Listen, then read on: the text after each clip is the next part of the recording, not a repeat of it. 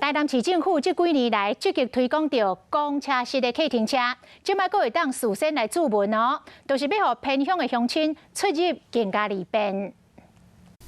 客停车做公车是台南市政府这几年来积极伫推动的项目之一，好较偏僻的所在交通加正利便。即摆阁有设车牌好服务范围阁较大。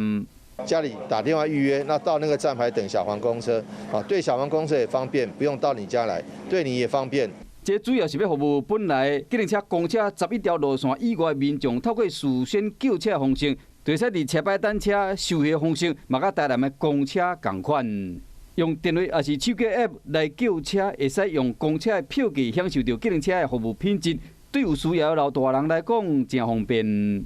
让老人家感到真的他们有亲朋好友，可以要去逛街啊，或者去找朋友的话，他们多了一双的腿。